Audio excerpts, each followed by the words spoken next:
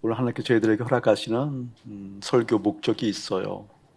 설교 목적 진술을 여러분에게 먼저 할 때 먼저 이런 질문을 하고 싶어요. 제목과 마찬가지로 지금 가고 있는 길이 마땅히 가야 할 길인가? 라는 제목이잖아요. 여러분 한 사람 한 사람에게 묻고 싶어요. 지금 가고 있는 그 길이 정말 마땅히 가고 있는 길인가? 라는 것을 스스로에게 물어보고 마땅히 가는 길이라고 여겨진다라고 한다면 어떤 근거로 마땅히 가고 있는 것이지? 라고 생각해 보는 것. 내가 가고 있는 지금 이 길이 좀 마땅하지 않다라고 한다면 그 근거를 한번 봐야 돼요. 왜, 어떤 근거에 의해서, 어떤 기준에 의해서 내가 지금 가고 있는 길이 마땅하지 않지라고 하는 그 기준.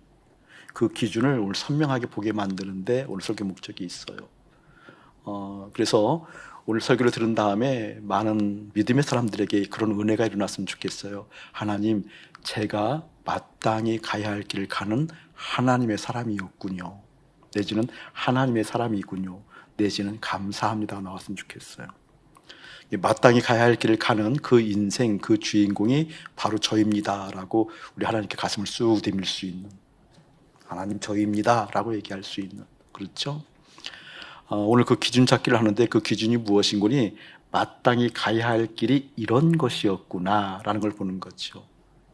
이러한 모습을 보고, 이러한 생각을 보고, 이러한 기준을 보고 이것이 바로 마땅히 가야 할 길이었구나, 또 길인 것이었구나라는 것을 선명하게 보게 만드는데 오늘 설교 목적이 있습니다. 여러분에게 그 설교 목적이 충족되어지는 오늘 이 시간 되어지기를 주님을 축복합니다. 자, 먼저 오늘 말씀 다시 한번 합독 한번 할까요? 시작. 마땅히 행할 길을 아이에게 가르치라. 그리하면 늙어도 그것을 떠나지 아니하리라. 아멘. 마땅히 네모 쳐놓고요. 그 다음에 가르치라 네모 쳐놓으세요. 가르치라, 가르치라. 명령어예요. 마땅하기, 마땅히 가르쳐야 돼요. 네, 마땅히 무엇을 가르치는 거니? 행할 길을 가르치래. 행할 길을. 행할 길을 세모 쳐놓고요. 마땅히 행할 길을 가르치는 거예요. 그런데 누구에게 가르치는 거니? 그 앞에 보게 되어진 아이에게, 그 위에 나아르라고 적어놓으세요. 그 아이에 대해서 혼돈하지 않기 위해서 일부러 원어를 적어놓는 거예요. 지금 우리 번역했을 때는 이 아이라는 것이 모호해요. 오늘 말씀을 들어보게 되어지면 이 아이가 어떠한 상태인지 선명하게 보게 될 거예요. 자, 마땅히 행할 길을 아이에게 가르치라 그랬고, 가르치게 되어지면 어떤 결과를 맺게 되어지는 거니? 늙어도 그것을 떠나지 아니한대요. 굉장히 중요한 얘기거든요. 시시한 내용이 아니에요. 아, 잘 지켰다 이런 정도가 아니라 이 말씀은 생명과 같은 거예요. 마땅히 가르침을 받은 그것을 늙어서도 떠나지 않는다라는 것이 인생살이에 있어서 생명과 같은 이야기다라는 거예요. 그 은혜를 다시 한번 볼 거예요. 다시 한번 볼게요. 마땅히 행할 길을 아이에게 가르치라라고 했을 때, 가르친다라는 것은 그 가르침을 받는 대상이 있잖아요. 그 가르침을 받는 대상, 배우는 사람이죠. 배우는 사람이 아이에게. 목사님 한번 주목하면 가르친다라는 가르침을 주는 분이 있고 가르침을 받는 대상이 있어요. 이 구조가 가정 안에, 내 삶의 자리에서, 모든 형편에서 이 구조가 있어야 돼요. 여기는 아침 목사가 배우는 사람이기도 하고 가르치는 사람이기도 하고, 그런데 무엇인 가르친다고 할 때는 가르칠 만한 내용이 있는 거죠. 내용 마땅히 행할 길이라는 내용, 그 내용. 특별히 현대인들이 아파해야 할 것이 있는데 그 아파해야 될 것이 있음에도 불구하고 잘 의식하지 못하는 것 중에 하나가 밥상머리 교육이라는 것이 있어요. 여러분 알죠? 같이 식사를 하면서 식구는 먹는 것이 같다는 뜻이잖아요. 같은 밥상에 둘러 앉아서 5위 코스 같은 밥상에 둘러 앉아서 밥을 먹으면서 그때 서로 주거니 받거니, 교훈을 주거니 받거니 하게 되어지면서 삶의 지혜를 주거니 받거니 하는 그런 어떤 밥상머리 교육이 굉장히 중요한데 현대 사회가 그걸 허용하지 않아요. 현대 사회가 바쁘다는 이유로, 각기 생활이 패턴이 다르다는 이유로 그걸 허용하지 않아요. 그러나 크리스천들은 정말 노력해야 돼요. 아침을 같이 먹을 수 없는 구조, 저녁을 함께 할 수 없는 구조, 이 구조를 당연하게 여기면 안 돼요. 최소한 여러분들은 일주일에 한 번이라도 그런 시간들을 꼭 마련하는데 힘써야 돼요. 같이 온 식구가 어느 특정한 시간에 함께 둘러 앉아서 그때 일어나는 교육이 참교육이에요. 참 귀한 내용들이에요. 근데 그때 어떠한 것들을 교육하는가? 마땅히 행할 길이 무엇인가? 부모가 자녀에게 얘기하고 자녀들이 그걸 듣고 다시 한번 그것에 대해서 묻기도 하고 또 의무점을 제기하기도 하고 하는 밥을 먹으면서 할 수 있는 그런 교육들. 또 하나는 어떠한 것이 중요한 거니 보통 이제 침상머리라고 그러거든. 침상머리 교육이라고 그러는데 우리 아이들 잘 때 부모들이 기도해 주잖아요. 기도해 주잖아요. 굉장히 중요한데 이것도 이제 현대사회에서는 허용이 안 되잖아요. 부모들이 아이들 자는 시간 기다리다가는 부모들이 죽을 거야 아마. 요즘 아이들은 게임하느라 자기 일들 하느라 자는 시간이 늦잖아요. 부모들이 이렇게 할 수 없어요. 지금은. 예전 같은 경우에는 부모님들이 기도해주고 그랬거든요. 저만 하더라도 우리 어머님이 이렇게 기도를 해줘요. 특별히 이제 새벽 예배 다녀오시면 어머님은 지금도 88세신데 지금도 이제 기도하시는 어머님이에요. 내 어머님이 이제 젊은 날에 제 기억으로 제가 고등학교 3학년 때까지 그런 것 같아요. 그러니까 새벽 예배 다녀오시면 꼭 저를 이렇게 기도해 주셔요. 근데 저는 그게 좀 싫었어요. 철이 없어서. 왜 싫었는구니? 추운 날이면 밖에 나갔다 오면 춥잖아요. 이 차가운 손을 굳이 저를 안 만져도 되는데 꼭 굳이 만져요. 꼭 마치 나를 깨우는 같은 느낌. 그리고 어쩜 그렇게 눈물을 여기에 떨어뜨리는지. 눈물을 어쩜 그렇게 톡 떨어뜨리는지. 그리고 평소에는 기도도 이렇게 좀 조용조용 하시는 분이 유독 나한테 기도할 때는 기도 소리가 커져요. 분명히 우리 어머니 나를 지금 깨우는 거야. 지금 이건 기도가 아니야. 지금 이런 때 반감도 있고 그랬는데 그렇게 그런 기도하는 시간들이 있었다고 기도하는 시간들이. 근데 지금은 그렇게 안 되잖아요. 잠자는 아이 기도하는 것 어렵고요. 아침에 일어났을 때 축복해 주는 것도 여간 쉽지 않잖아요. 그러나 여러분들 이 자리에 있는 우리 젊은이들 기도를 받을 수 있는 그리고 그러한 교훈을 받을 수 있는 환경들을 기도하고 여러분들이 정말 부모의 입장에 갔을 때 그렇게 할 수 있는 마음들 받기를 축복합니다. 저는 우리 부형들에게 축복하는 것은 그렇게 할 수 없는 상황이 있다 할지라도 멀리 떨어져 있어도 손을 들고 그 지역을 향하여 그 집을 향하여 축복할 수 있잖아요. 또 아이들 방에서 자지 않는다 할 때 방 밖에서 문고리 잡고 기도할 수 있잖아요. 저는 제 딸 방 문 밖에서 기도하는 시간이 많아요. 딸이 알지 모르지 모르겠지만 밖에서 기도하는 시간에 손을 얹고 하나님 사랑하는 딸의 존재가 주님 앞에 있다는 걸 딸이 확인하게 해주옵소서. 사랑하는 딸의 존재가 주님 것이라는 것 날마다 잊지 않게 하옵소서. 딸의 존재됨이 주님으로부터 비롯되는 걸 알게 하옵소서. 그 문고리 붙들고 기도하고 방문을 할 때 기도하고 인기척이 있으면 밖에서 기도하고 인기척이 없으면 열고 보고 기도하고 그렇게 하는 거죠. 이런 침상머리 교육도 일어나야 돼요. 가르치는 환경 그리고 배울 수 있는 환경을 열어가는 건 좋다. 이거보다 좀 구체적으로 얘기한다고 한다면 어떤 삶의 자리가 굉장히 중요하잖아요. 그 자리는 왜 중요한 거니? 이러한 가르침과 가르침을 받을 수 있는 자리를 만들어가는 게 중요해요. 특별히 말씀 나눔 자리. 와우, 아멘. 말씀 나눔 자리 너무너무 귀한 거죠. 귀한 거죠. 하나님의 말씀이 이렇단다. 하나님께서 이렇게 말씀하셨단다. 하나님께서 이것을 우리에게 원하신단다. 하나님께서 우리에게 이러한 말씀을 허락하신 하나님이라고 한다면 이 말씀을 이끌어 가시는 분은 하나님이시란다. 다만 우리는 그 하나님을 주목하는 거란다. 다만 우리는 그 하나님을 신뢰하는 거란다. 그 하나님의 말씀을 새기는 거란다. 라고 하는 말씀의 나눔의 자리. 아멘. 근데 이 말씀의 나눔의 자리가 우리가 그동안 그 패턴을 넘어서 좀 깊이 들어갔으면 좋겠어요. 주님께서 이렇게 말씀하신 내용도 이렇게 이루어져 갑니다. 이것이 삶 속에서 이렇게 부딪히게 되어지고 이런 갈등도 있습니다. 그러나 하나님의 말씀을 붙들고 나가는 나에게 반드시 역사하신 하나님이 이것이었습니다. 라고 하는 그 말씀이 실제 되어지는 역사. 이곳에 지금 소수가 모였지만 우리 소수가 크게 아멘했으면 좋겠어요. 그렇게 되어질지어다. 예수의 이름으로. 이때 아멘 해야 돼요. 아무 때나 아멘 하는 게 아니라 그렇게 되어질지어다 그때가 아멘 아니에요. 예수님의 이름으로 아멘. 카톡에도 보게 되어지면 그냥 축복 다 하고 아멘을 받는데 다 의미 없어요. 그 상달이 하나도 안 되잖아요. 어떻게? 예수의 이름으로만. 아멘. 예수님의 이름 듣는다라는 것 자체를 어려워하면 안 된다니까. 이렇게 수많은 축복의 글들을, 수많은 간구의 내용들을 다 적어놓고 예수님의 이름으로 기도합니다. 이것은 어렵대. 이것은 쓰기 어렵대요. 그렇게 영적인 현상이에요, 여러분. 영적인 현상이에요. 예수님의 이름으로 축복합니다. 예수님의 이름으로 기도합니다. 예수님의 이름으로 권면합니다. 아멘. 언제 나올까? 예수님의 이름으로 사랑합니다. 아멘. 말씀 나눔의 현장이 이렇게 되어지는 거예요. 삶의 자리가 굉장히 중요하잖아요. 삶의 자리가 어떠한 자리이든 상관없이 주님이 흘러가는 사람. 여러분, 이런 사람들을 제자라고 그래요. 제자. 여기는 아침 목사가 목사라는 직임을 가졌지만 목사가 예수님의 제자가 아닐 수 있어요. 목사는 반드시 제자가 되어져야 돼요. 근데 제자는 반드시 하나님과 함께하는 동행하는 역사가 있는 거잖아요.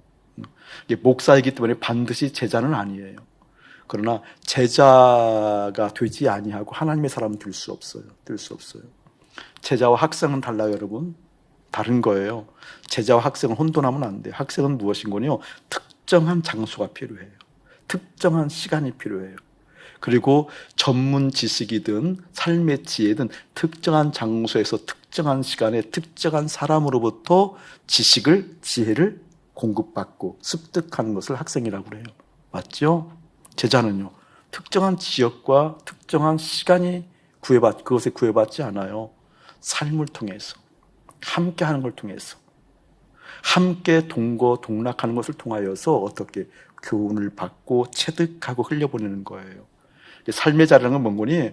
하나님의 사람들이 주님과 함께 있음으로 말미암아 주님의 생각을 들어요. 주님의 마음을 들어요. 들었던 그 마음을 삶의 자리에서 어떻게 흘려보내는 사람을 제자라고 그래요. 아멘. 그래서 듣는 훈련이 이렇게 중요한 거예요. 여러분, 이렇게 배우고 그리고 가르치고 배운 것을 또 가르칠 수 있는 이 믿음의 선순환이 사랑하는 여러분에게 그대로 일어나기를 주님의 이름으로 축복합니다. 아멘. 축복합니다. 자, 그렇게 배경을 하고 다시 한번 읽어볼게요. 마땅히 행할 길을 아이에게 가르치라. 그렇게 가르치게 되어지면 어떤 일들이 일어나게 되어지는 거니? 그리하면 늙어도 그것을 떠나지 아니하리라. 줄 걸으세요. 늙어도 그것을 떠나지 아니하라. 굉장히 중요한 내용이에요. 중요한 내용. 우리가 살아가다 보게 되어지면 예수를 믿는다 그래도, 믿음을 갖고 있다 그래도 삶에서 살아가게 되어지면서 늙어감에 따라 그 시간이 흘러가는 그 시간과 비례해서 많은 문제를 경험할 거 아니에요. 그 시간과 비례해서 많은 아픔과 어려움도 경험하게 될 거 아니에요. 근데 그럴 때마다 흔들리는 사람이 대부분이에요. 네피림을 만나면 주저앉아요. 골리앗을 만나게 되어지면 그냥 낭망해요. 그런데 어떻게? 마땅히 행할 길을 아이 때부터 배운 사람은 어떻게? 늙어서도 그것을 떠나지 아니하라. 그때도 흔들리지 않는다라는 거예요. 흔들리지 않는다라는 거예요. 여러분, 그렇기 때문에 이 배움이 이토록 중요한 겁니다. 무엇을 도대체 배웠길래, 무엇을 습득했길래, 무엇이 체득되어졌길래 네피림을 만나도 골리앗을 만나도 흔들리지 않을 수 있는가? 오늘 그것을 보려고 그러는 거예요. 2주 전에 월요일 날 한 선교사님이 좀 만나기 원해서 만났더니 뜻밖의 너무나 반가운 분이었어요. 목사님 한 25년 만에 만난 분이었는데 너무 좋았어요. 11시 반에 만나서 4시 반까지 한 5시간이 그냥 쑥 지나갈 정도로 너무 기분 좋은 만남을 가졌어요. 여러분, 언어가 통하면, 감정이 통하면, 생각이 통하면 그러한 사람들을 만나는 것이 큰 복이에요. 저는 사랑하는 여러분들이 그러한 은혜를 축복합니다. 우리 특별히 홍부월에게 그 은혜가 더 부어졌으면 참 좋겠어요. 아멘, 아멘. 여러분이 청년 시절부터 그러한 인생 만나기를 더 축복하세요. 정말 이 사람을 만나면 그 언어, 믿음의 언어가 통하고 감정의 언어가 통하니까 그냥 쑥 지나가서 그냥 있는 것 자체가 뭐 크게 과장하지 않아도 되고 조심하지 않아도 되고 조심하지 않고 과장하지 않아도 어떻게 그 안에 깊은 하나님의 마음이 담겨 있고 그것이 통하게 되어주는 그 선교사를 만나고 너무 좋았는데 이게 이야기를 하게 되어지면서 선교사님 농담 반 그리고 좀 짓궂은 개구쟁이처럼 진담 반 섞어가면서 이런 얘기를 하더라고요. 본인은 아내가 가장 무섭대요. 선교사님이 아내가 가장 무섭대요. 그래서 아내 때문에 수술하는 것도 있고 아내 때문에 그건 조심스러운 것도 있고 어쨌든 아내가 아직까지는 가장 강적이래요. 제가 농담반 또 개구지게 또 진담반 섞어서 뭐라고 그러는 하여간 아내에게 잘못하는 것들은 사람도 아니여 그랬어요.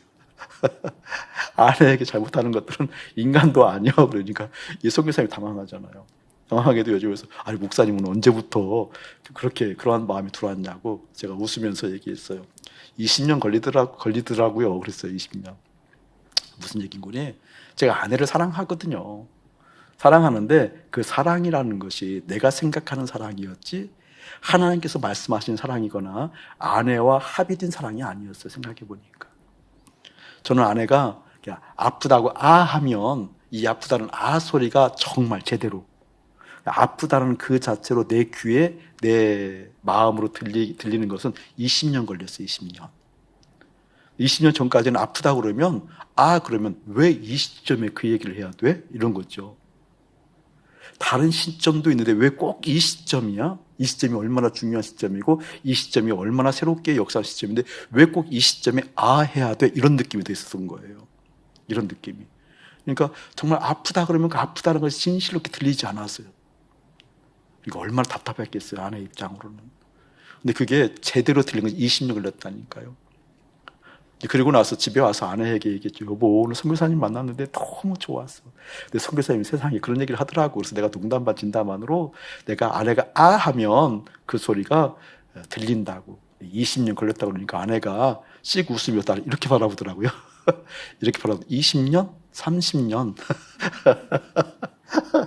30년 그러더라고요. 한참 웃었어요. 한참 웃었어요. 근데 그 선교사님이 싱가포르에 계셨거든요. 싱가포르에 계셨는데 중국을 갔다가 중국에서 서쪽으로 이동하게 되어지면서 싱가포르에 머물렀는데 싱가포르에 이제 자녀가 3명이에요. 딸만 3명. 딸만 3명인데 교육하는 환경이 싱가포르이 좋을 수도 있고 어려울 수도 있어요. 돈이 많이 들지만.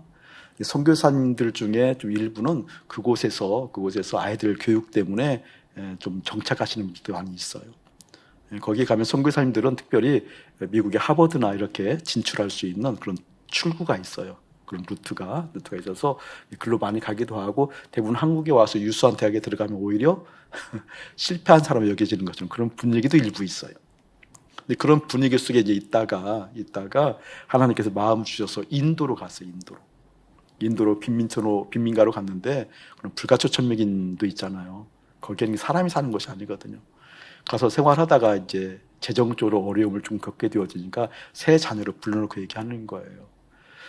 너희들도 확실하게 응답받은 바는 없으나 지금까지 삶의 궤적을 되돌아보건대 틀림없이 너희들도 선교사들 터인데 굳이 학교를 다닐 필요가 있겠느냐. 세 자리가 엉뚱하게 네 좋습니다 이러더라는 거예요. 네 좋습니다 이러더라고요. 그래서 그 집 선교사님 아이들은 19살 때까지 초졸이에요. 초졸. 근데 거기에서 이제 아이들 자라가면서 그러더라는 거예요. 아빠 우리는 너무 많이 가졌어. 큰아이 둘째 아이인데 막내는 뭣도 모르고 네 그러는 거고 우리는 너무 많이 가졌어. 이렇게 감사하다 이렇게 생활을 지났는데 그래서 청소년기를 겪으면서 10대를 겪게 되어지면서 어려움이 있었을 거 아니에요. 아무리 생각해도 자기들의 인생이 불안했나 봐요. 그래서 아버지한테 얘기했더니 아버지 우리가 아무리 주님의 음성을 듣고 가지만 그래도 조금 준비하더니까 한국에 가서 검정고시 복귀해요. 그래요. 그래서 한국에 왔어요. 1년 동안 시간 내서 와서 한국에서 검정고시를 준비를 하고 이제 고졸 준비를 하고 중졸 준비를 하고 이제 막내는 안 오고 준비를 하는 과정 가운데 시험을 보려고 그러니까 시험 치르는 날이 주일날인 거예요.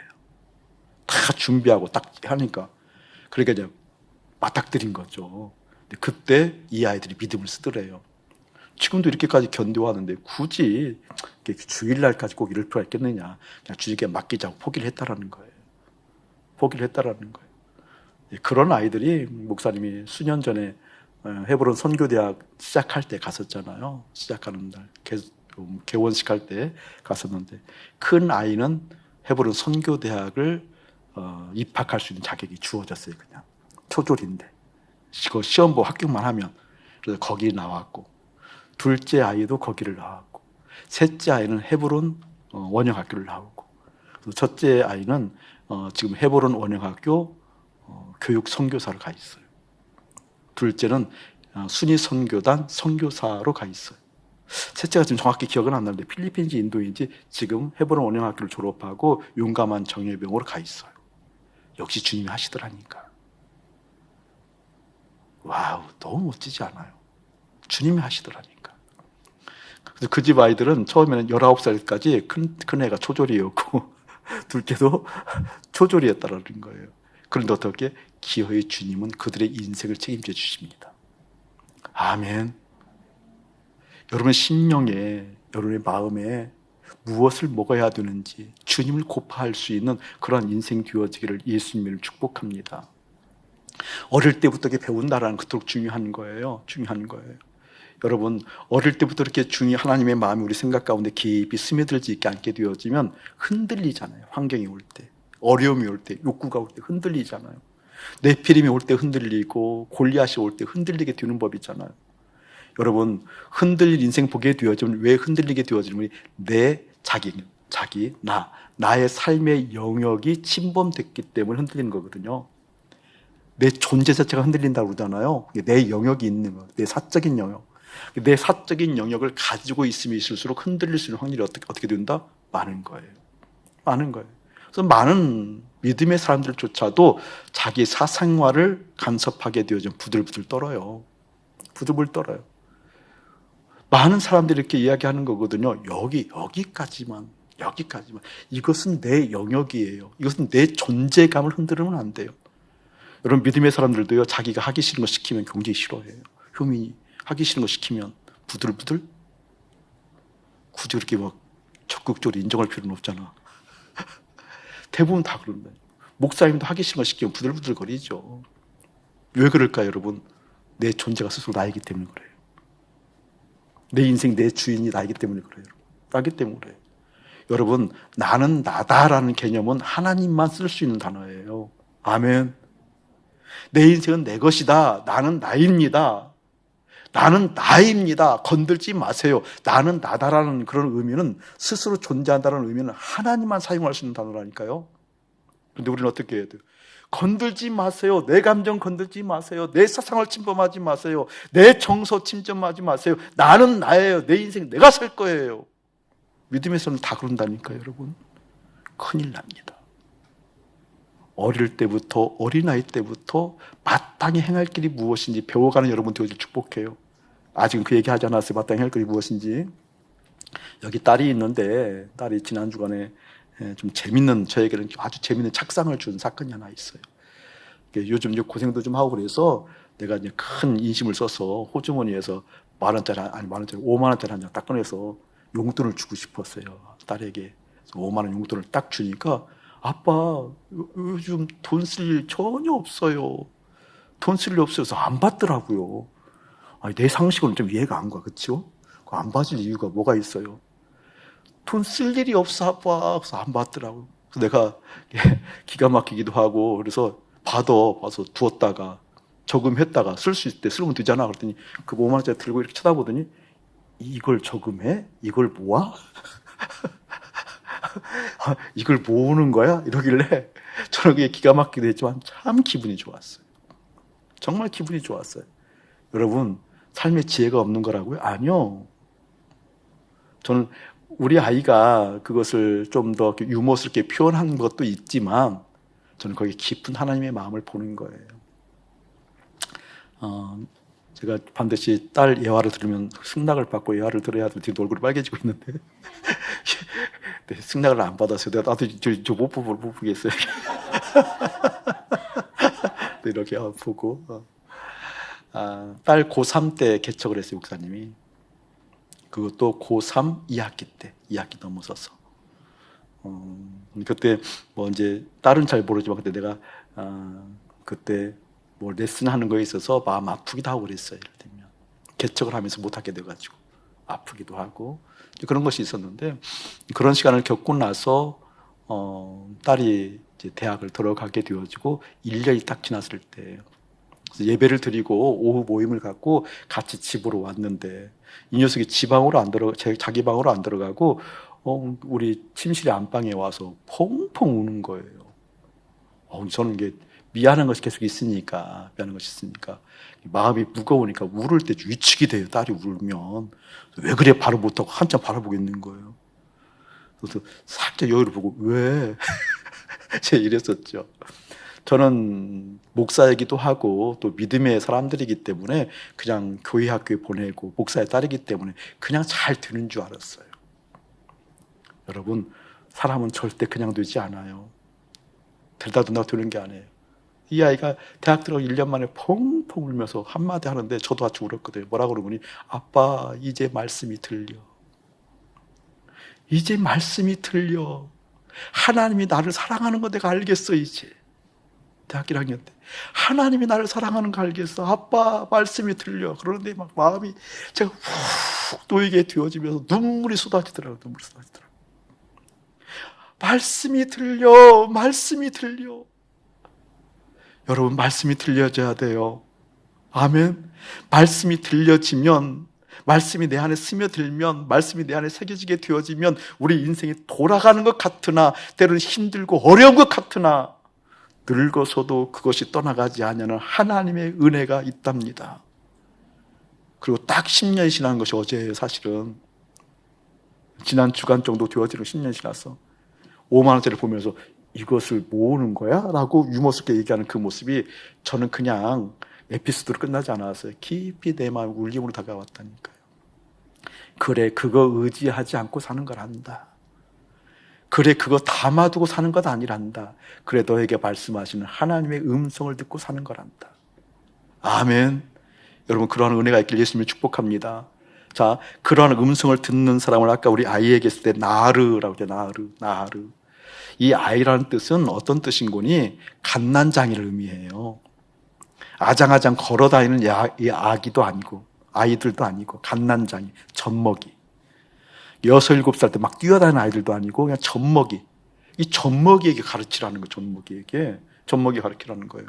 아니, 젖먹이가 가르치면 어떻게 그걸 배운다고 가르치라는 얘기예요. 여러분, 태교라는 것도 있잖아요. 태교. 잘 생각해 봐야 돼요, 여러분. 여러분도 아직은 이제 그런 경험들이 없는, 여기 모이는 우리 청년들은 그런 문제가 없겠지만, 우리 방송을 들으시는 우리 부형들은 잘 들어야 돼요. 우리 태교할 때 보게 되어지면 어떤 마음을 아기에게 심었는지 정말 돌이켜야 돼요.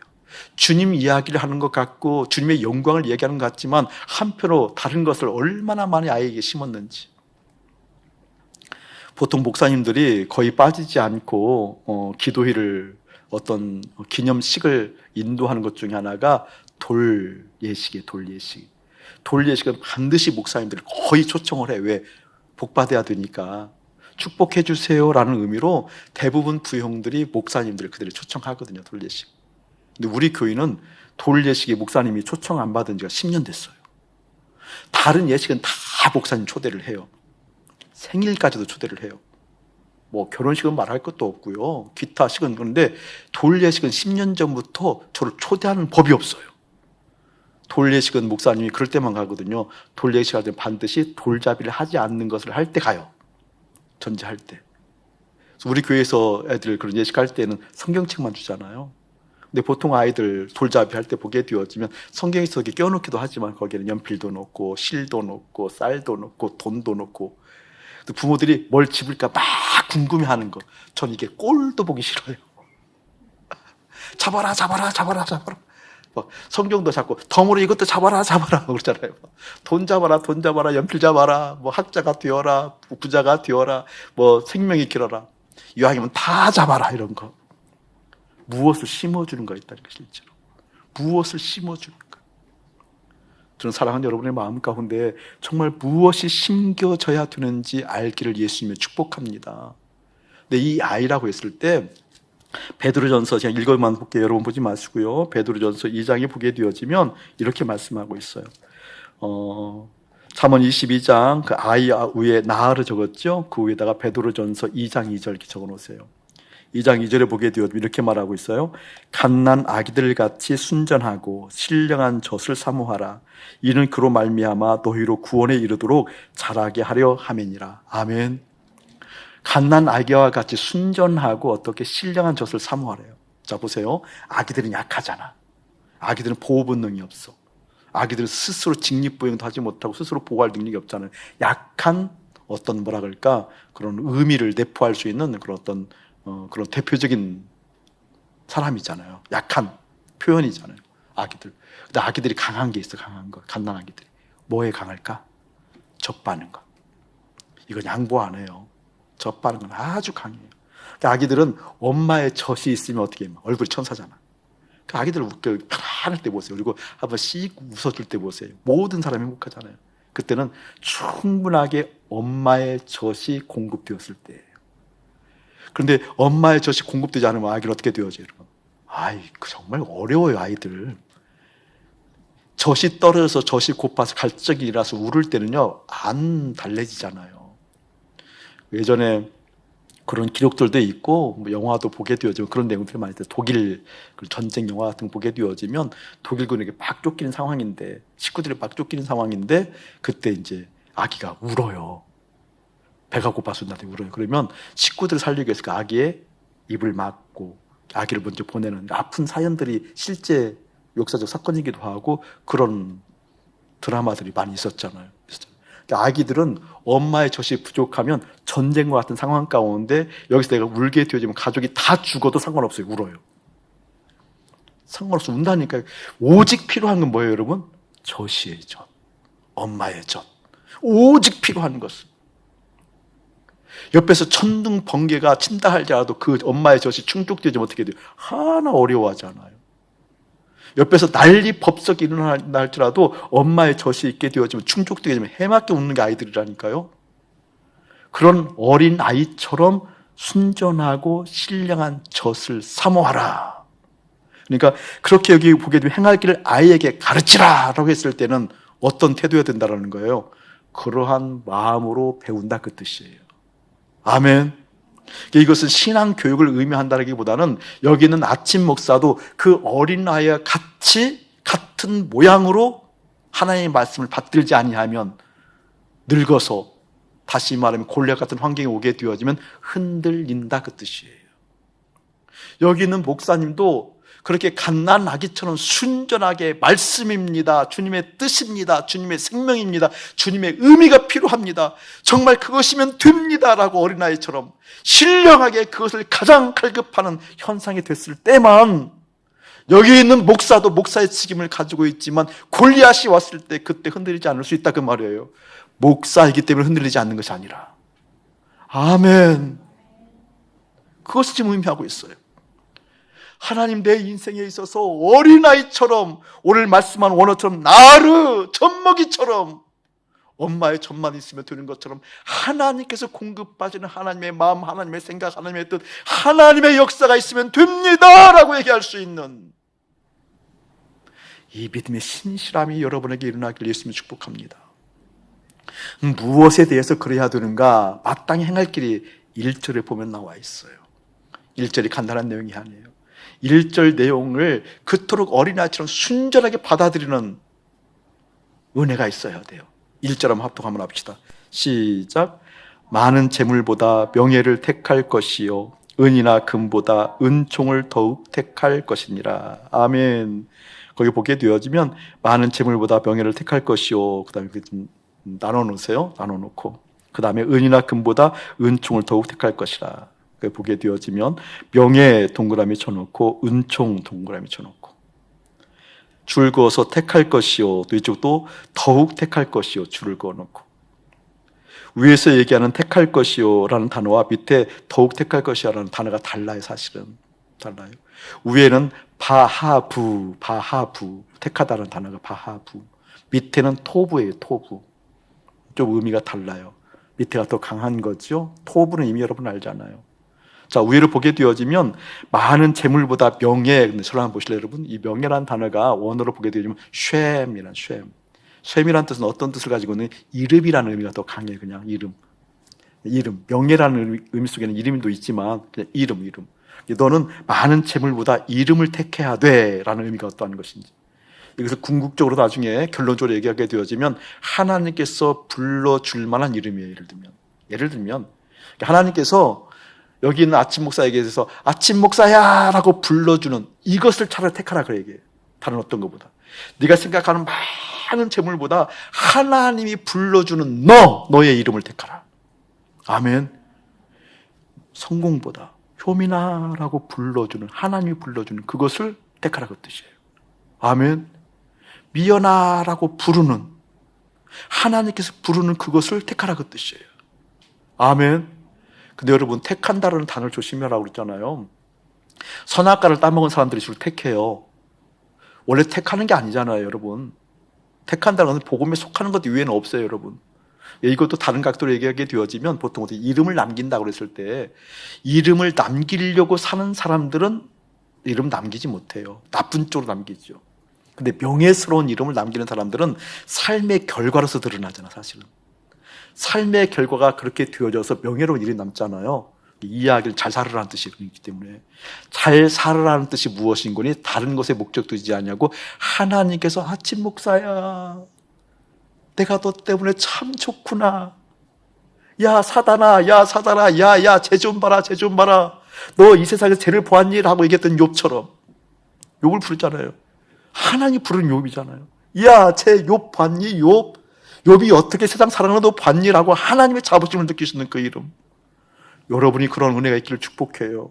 다른 어떤 것보다. 하나님, 내가 추구하는 내 속에서 추구하는 내 머리가 흔들리면서 염려하면서 근개하면서 달려가는 내 발걸음이 다른 곳에 있지 아니하고 내 온 신경이 다 주님 앞에 써 있어서 주님께서 나를 부를 수 있는 하나님의 사람으로 커가고 싶습니다. 이때 아멘 나와줘야지. 소수라도 아멘.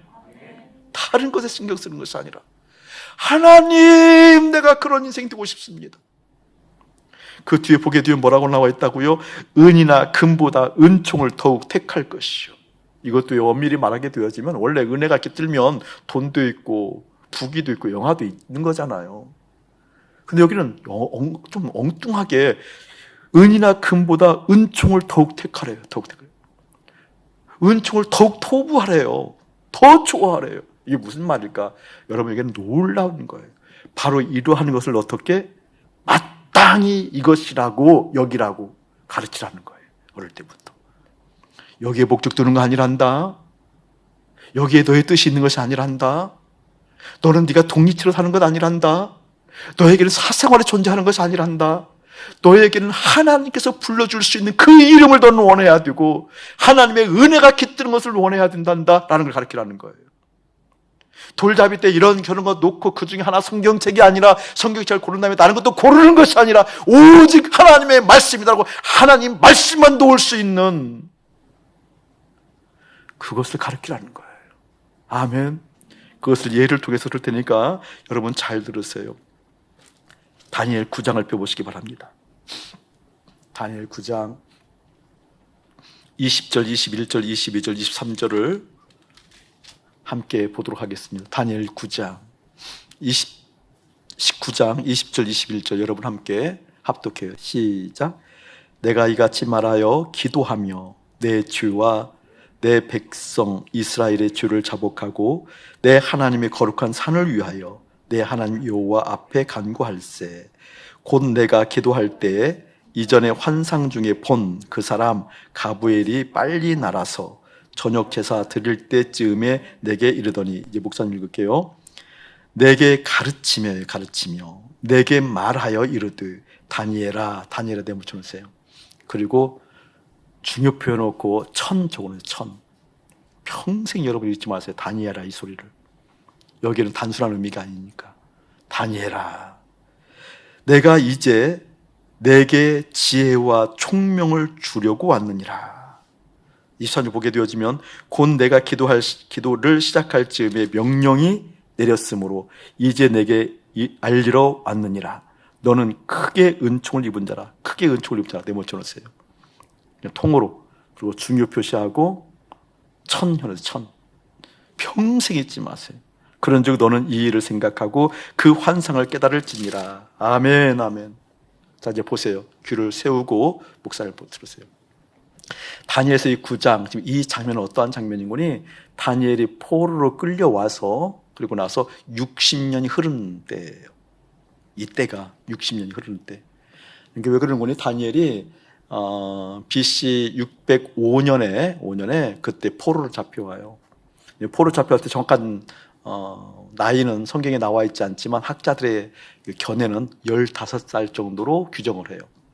15살 정도. 그리고 이때가 60년 흘렀다는 얘기가 뭔 거니? 북이스라엘은 BC 722년에 망하잖아요. 한꺼번에 딱 망해요. 근데 남유다는 4번에 걸쳐서 망해요. 예를 들면 605년에 1차로 망하게 되어지고, 두 번째가 595년에 595년에 2차 침공을 당해요. 세 번째가 맺은 거는 586년 BC.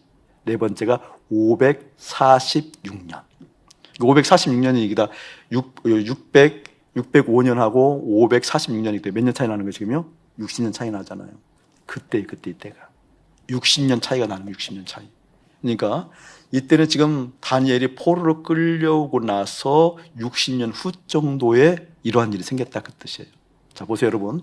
605년도에는 어떤 일이 일어나게 되는 거니? 침공을 당하고 나서 이스라엘이 이제 패망을 하게 되잖아요. 느부갓네살 왕에 의해서, 바벨론에 의해서 패망을 했을 때, 그때는 귀족들의 자녀들을, 특별히 소년들을 다 포로로 끌려가요. 포로를 소년들 끌려가는데 유능한 친구들을 포로로 잡아가거든요. 그 중에 다니엘이 포함된 거예요. 이때 바벨론의 정책으로 한다면 세계 각국을 정복할 때, 이때 느부갓네살 왕은 단순한 왕이 아니에요, 여러분. 이것은 세계사적으로 이야기하게 되어지면 몇몇 왕에 드는 위대한 사람, 사실은 알렉산더 왕 같은 경우, 그 다음에 또 나폴레옹 같은 경우, 그다음에 징기스칸, 고레스 왕, 느부갓네살 왕, 이 사람들은요 영토를 확장을 하게 되어지고 어릴 때부터 용맹이 뛰어나고, 느부갓네살 왕은 25살 때부터 정복하고 뛰어난 왕자 때부터 이집트를 침공해가지고 승기를 거두게 되어지고, 과학 문명이 이때 월등하게 발달한 시대가 이 바벨론 때거든요. 근데 이때 침공을 해가지고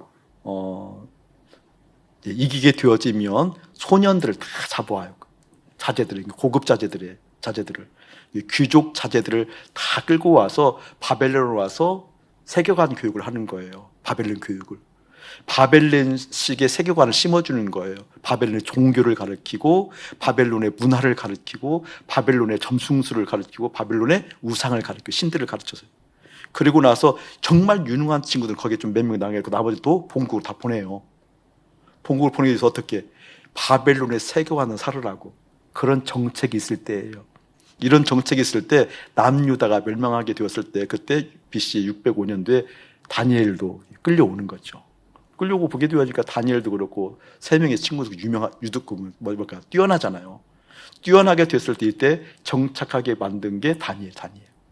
여러분, 다니엘이라는 이름 뜻 알죠? 엘은 하나님이고 다니엘의 뜻이 무엇이니? 하나님은 심판자라는 뜻이에요. 심판자.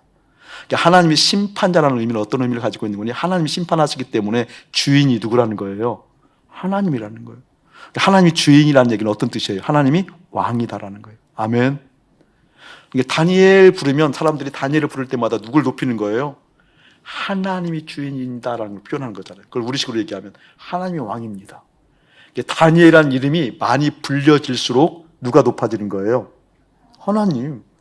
그러니까 다니엘을 승진을 했어. 예를 들면 개장에서 과장으로 승진을 했어. 그러면 다니엘 과장으로 승진했대. 그러면 하나님이 왕이야. 누굴 높이는 거예요? 승진할수록 누가 높아지는 거예요? 예를 들면 잘 될수록 누가 높아지는 거예요? 무엇인가 이름을 날릴만 할수록 누가 높아지는 거예요? 맞아요. 하나님 높아지는 거예요. 그러니까 지금 바벨론으로 다니엘이 포로 잡혀왔는데 무슨 무슨 주의관들이 다니엘을 부를 때마다 누가 높아지는 거예요? 안 되거든요. 그래서 애굽에 오게 되어지면 모든 식민화 되어진 백성들이 각기 자기의 고유 이름들을 다 버리고 바벨론식의 이름을 지어요. 그래서 다니엘의 이름이 바뀐 것이 뭐죠, 여러분? 벨드사살이잖아요. 벨드사살이라는 뜻이 굉장히 중요한데, 이 벨이라는 것은 그 당시 바벨론에서 가장 최고의 신, 그들은 계급이 있으니까 최고의 신이라고 하기는 버드룩이라고 해요.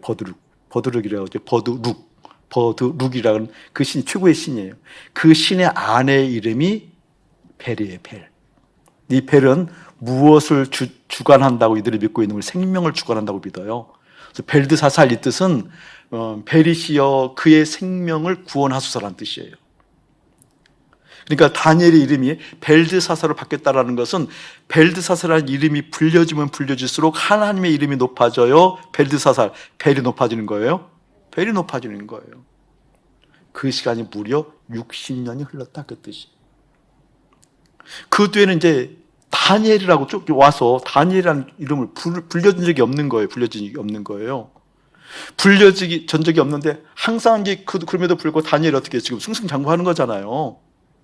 그러니까 승승장구할수록 높아질수록 뭔가 이 나라의 민족에서 뭐라 그럴까 막 금은보화가 쏟아지고 권력이 높아질수록 하나님 이름이 높아지지 않고 누가 높아지는 거예요 사실은?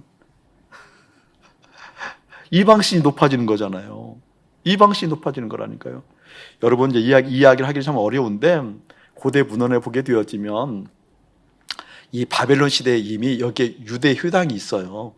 유대 회당은 없는 곳이 없잖아요. 유대인들은 유대 회당에 모여서 뭐해요? 여호와 하나님을 섬기잖아요. 그런데 다니엘에서 보게 되어지면 단 한 번도 다니엘이 회당에 가서 기도한 적이 없어요.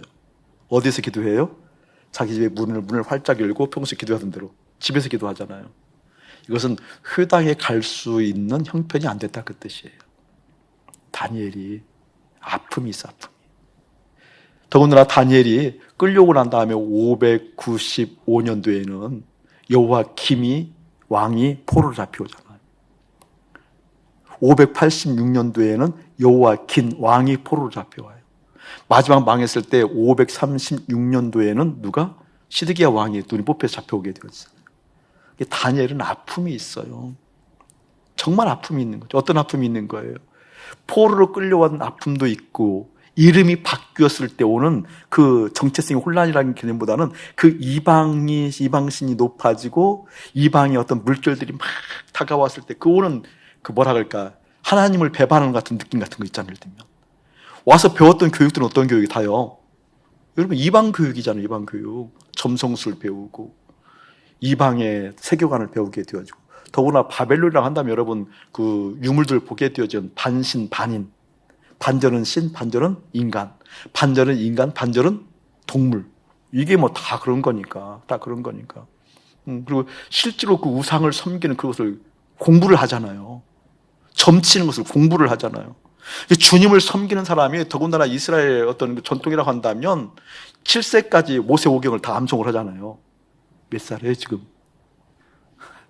7세까지 되어지면 모세오경을 다 암송하는 사이인데 그런 주님을 정말 성이 주님이라고 바라보았던 다니엘이 포로를 끌려오게 되어져서 그런 걸 교육하게 되고 이름은 바뀌어버리고 그토록 믿었던 왕들은 포로로 끌려오고 그리고 536년도 이후에는 예루살렘 성전이 무너졌다고 그러고 하나님 존재가 없어졌다고 그러고 이런 다니엘이요.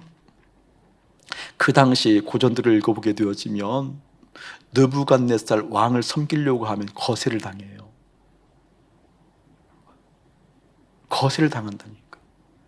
여러분 포로를 끌려와서도 결혼하거든요. 다니엘에서는 다니엘이 결혼했던 흔적이 없어요. 유대 회당에 가서도 예배드리는 흔적이 없어요. 왜 그럴까요? 거세당한 사람은 유대교로부터 쫓김을 당해요. 그 회에 참여하지 못해요. 그게 율법. 그러니까 회당에 가지도 못했어요. 받는 교육이 다 우상의 교육이에요. 내 이름이 높아지는 것만큼 오히려 우상이 더 높아지는 것 같아요. 못 살지요. 차라리 죽는 게 낫죠. 그때 무려 시간이 육신이 흐르고 예루살렘 성전이 무너지고 시드기야 왕 마지막 왕이 포로로 잡혀오게 되어지고 그때에도 다니엘이 기도하는 과정 가운데 오늘 말씀 보게 되어지면 가브리엘 천사가 와서 뭐라고 얘기한다고요? 다니엘아. 무엇을 불렀어요 여러분? 다니엘을 불렀잖아요. 다니엘이 뭐예요 여러분? 이름이잖아요. 이름을 불렀다니까요. 무슨 일이 뭐라 듣겠어요 여러분? 많은 재물보다 명예를 선택할지어다. 다니엘이 여기에서는 많은 재물, 권력, 인정은 드높아져 있어요. 근데 그것이 중요하지 않았어요, 다니엘은. 그것이 주님 바라보는 마음이 있었어요. 무려 60년 흘렀지만 주님께서 뭐라고 부르시죠? 그 이름을 부르신다니까. 아멘. 다니엘아, 다니엘아, 너는 벨드사살이 아니라 다니엘이다. 알아주신 거예요. 알아주신 거예요. 그래서 뒤에 얘기하고 있잖아요. 너는 크게 은총을 입은 자라. 아멘. 금은 보화가 아니라 너는 은총을 더욱 토부할지니라. 아멘. 여러분, 그것을 평생 가르치고 배워야 돼요. 어떤 재물보다, 어떤 권력보다, 어떤 위치보다 나는 하나님이 불러주시는 것을 택하겠습니다. 그것이 최고라는 것을 가르치고 배워야 돼요. 하나님의 그 은혜 가운데 있는 것이 최고입니다. 하나님이 불러주신 이름이면 됩니다. 아멘. 오늘 말씀이 지금 바로 이 말씀이에요. 어떻게 이렇게 될 수 있었는가? 다니엘서 1장으로 넘어가 보세요. 1장. 다니엘서 1장. 여러분 수도 없이 청년부, 청소년 시절부터 들었던 말씀일 거예요. 1장 8절 말씀. 함께 읽어요. 시작. 다니엘은 뜻을 정하여 왕의 음식과 그가 마시는 포도주로 자기를 더럽히지 아니하리라고 하고 자기를 더럽히지 아니하도록 환관장에 구하니. 9절까지 볼까요?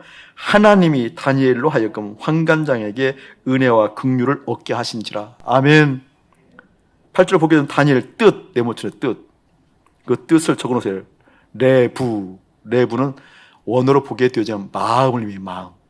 뜻보다는 마음으로 해석해야 더 돼요. 다니엘은 무엇을 정했다라는 거예요? 마음을 정했다라는 거예요. 레부. 정하다라는 것도 적어놓으세요. 뭐라고 적어놓은 거니? 숨쉬다라고 돼. 이 숨이라는 뜻은 뭐가 더 정확한 번역인 거니? 두다예요. 두다. 마음을 두다. 아멘. 저를 보세요, 여러분. 그냥 넘어갈 문제가 아니에요. 다니엘이 15대 포로 잡혀왔대요. 받는 교육이 우상 교육이었어요. 이름이 바뀌었어요. 정체성이 바뀌었어요. 그토록 믿었던 하나님의 사람들이 다 잡혀왔고 왕들이 잡혀왔어요. 예루살렘 성도 무너졌어요. 그리고 거세까지 당했어요. 그리고 유대 회당에도 갈 수가 없었어요. 그러함에도 불구하고 다니엘은 언제부터? 끌려오기 시작했을 때부터 마음을 두었대요. 누구에게? 하나님께. 아멘. 하나님께 마음을 두고 그 모진 시간 가운데, 모진 고통 가운데에도 그 하나님께 마음을 두었대요. 어떻게? 마음을 더럽히지 아니하기로. 마음에 다른 것 들어오게 하지 아니하기로. 죽을 것 같고 몸부림칠 수 있는 상황에 차라리 죽는 게 나을 것 같은 이 처절한 시간 60년 흘러났을 때 그때도 하나님 믿지 않냐고 어떻게 그렇게 마음을 하나님께 둔 벨드사살이 아닌 다니엘에게 이름을 불러주셨다 그 말이에요. 다니엘아, 너는 크게 은총을 입은 자라. 아멘.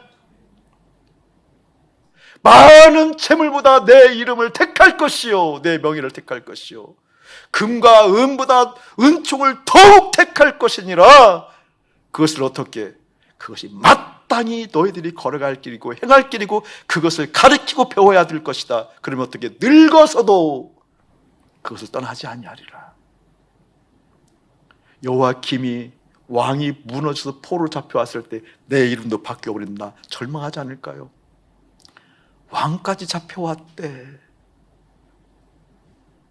시드기야가 잡혀왔을 때는 마지막 예루살렘 성전이 불렀을 때는 우리 다 망했어. 하나님의 임재가 없어졌대. 그냥 주저하지 않겠어요? 근데 어떻게? 그러한 시간 속에서도 하나님께서 내 이름을 불러주시어 나 그 하나님께 마음 두기를 작정했어 라고 정한 그 사람 가운데 60년 후에 찾아오셔서 말씀해 주시는 거예요. 다니엘아 이름을 불러주시는 거예요. 천상에서 우리 하나님께서 천상회의가 열렸을 때 사단이 나가왔을 때 사단아 너 보았니? 지상에 있는 내 사랑하는 욥을 보았니? 야 너 욥을 보았니라고 그 욥의 이름을 불러주시는 것처럼 내 삶의 구비구비마다 내 삶의 걸음걸음마다 있는 그곳마다 하나님께서 내 이름을 불러주시면 그 어떤 환경 가운데도 흔들리지 않는 인생 될 수 있습니다. 그 어떤 상황 가운데도 혹하지 않는 인생 될 수 있습니다. 머물지 않는 인생 될 수 있습니다. 나 그 주님이 불러주시는 하나님의 사람이고 싶습니다. 이 은혜를 꼭 사모하는 한 주간 되어지기를 예수님의 이름으로 축복합니다.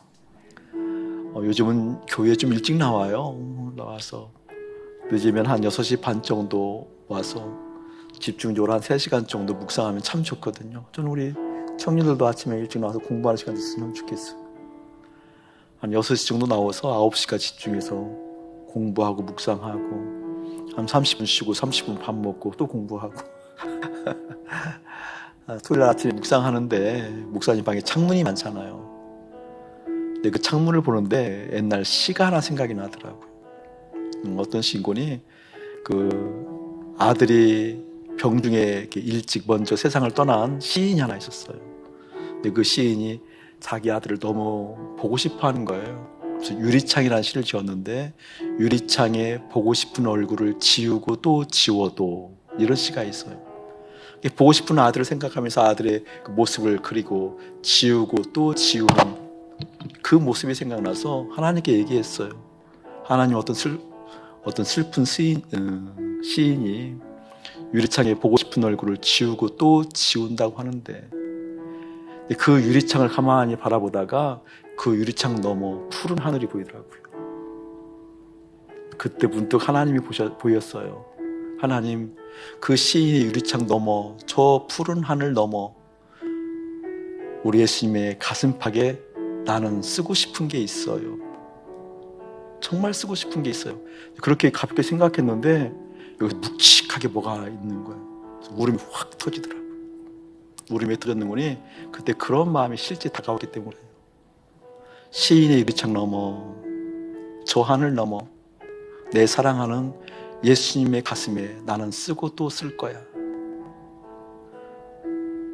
기다려주고 또 기다려줘서 너무 고맙다고. 나를 기다려주고 기다려줘서 너무 감사하다고. 사랑한다고. 우리 예수님의 가슴팍에 그것을 또 쓰고 쓸 거야 라는 시를 하나 지었어요. 사랑하는 여러분의 마음 가운데 그걸 소원했으면 좋겠어요. 나를 불러주실 그 하나님, 내 이름을 부르실 하나님을 소원했으면 좋겠어요.